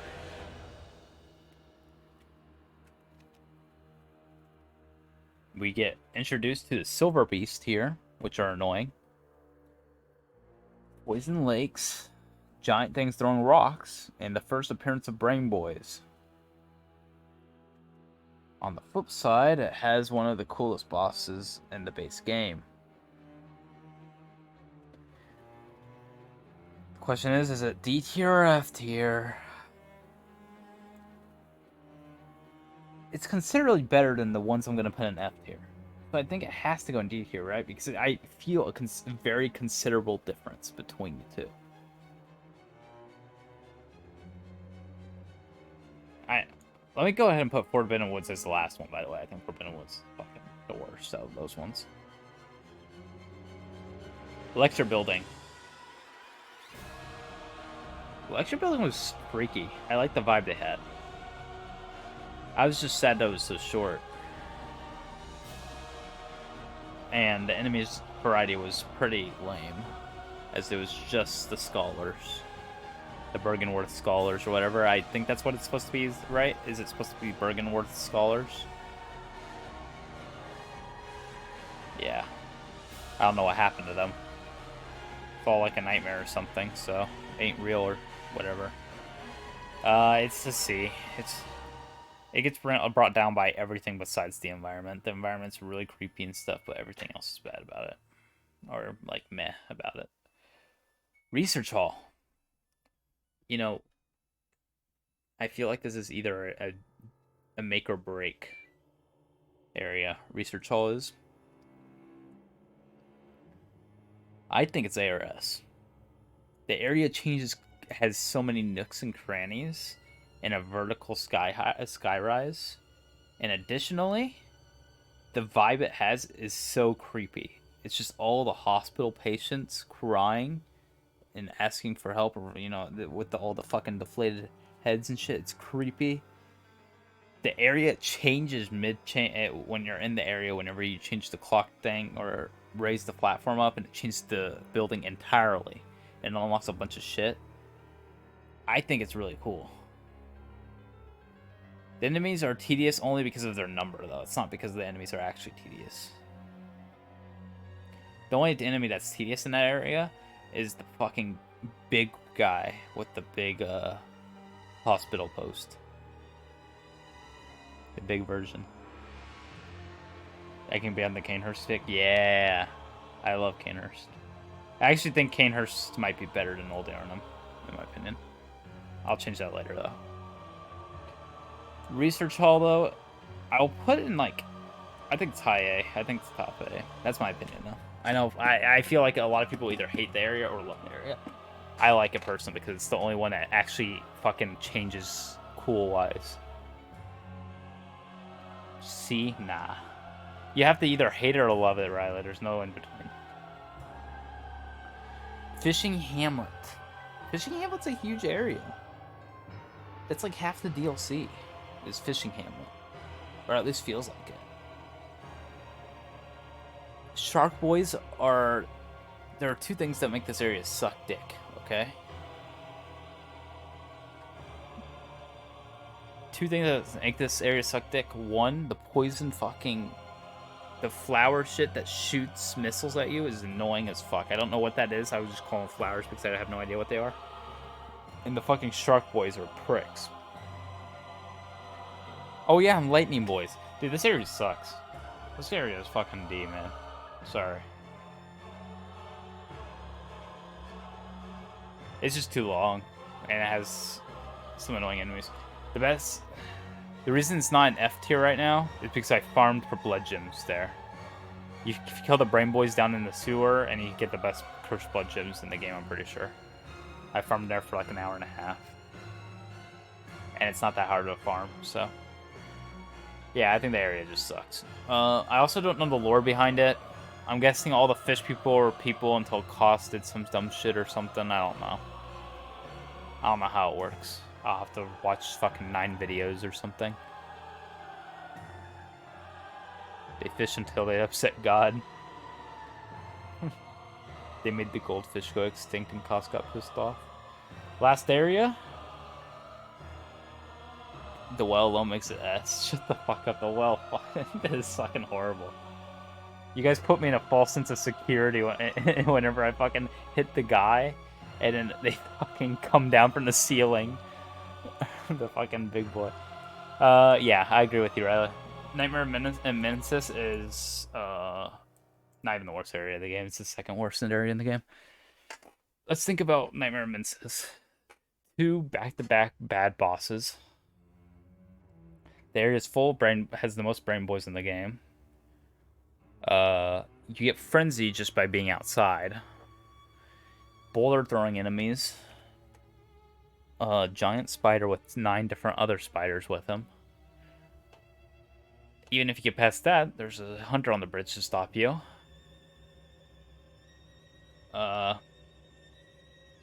Yeah, that's it. It has a farming area at top, I guess. That's good. You can kill those Shadow Yarnum reskins and pigs.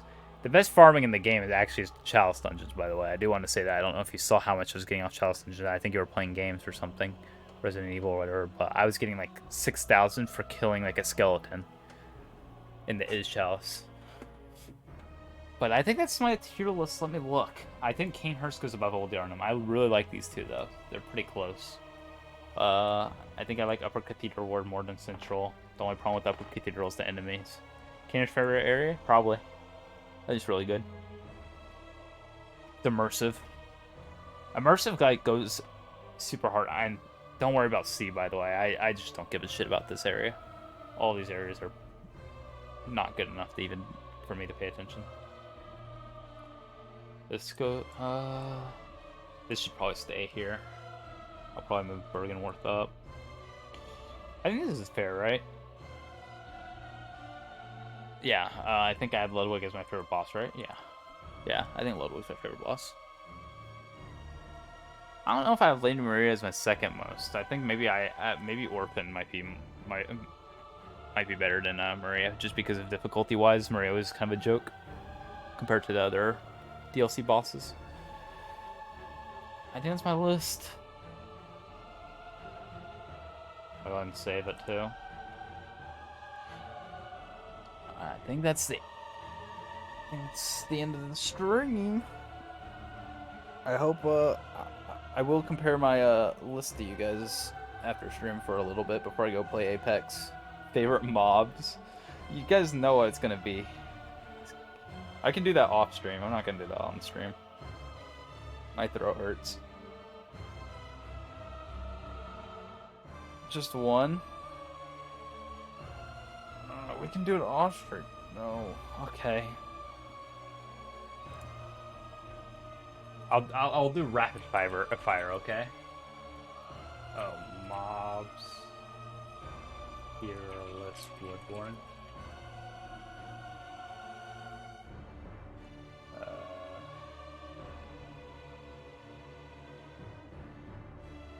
Enemies tier list, maybe?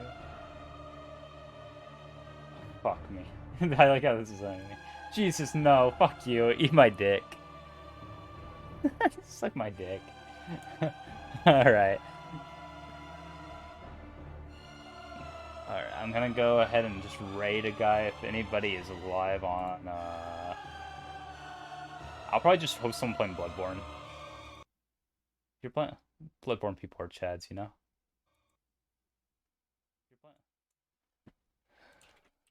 Bloodborne. All bosses speedrun? No, that's boring.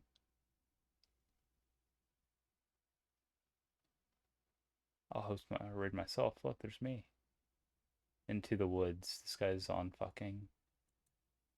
What's this guy on? I think he's in fucking Forbidden Woods. The best area in the game. You guys don't have to stick around or anything. I'm probably going to host him and just peace out.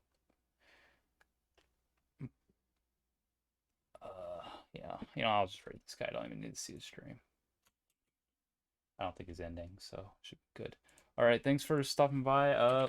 So I don't know what game I'm gonna stream next. I'm thinking Bloodborne, but I'm or not Bloodborne, Dark Souls. Uh, I might get a webcam for next stream, hopefully. So that might take a bit. Outlast? No, Rena's got to play Outlast. I also Riley. I literally saw you play through the game. I know the entire game. I literally know all the jump scares and everything. In fact, I just watched a guy named your boy Roshi play it literally on stream 2 days ago. So, all right, I'm gonna peace out, boys. I'm either gonna stream Fallout, Skyrim, or uh, what's it called? Dark Souls One. It's one of those games.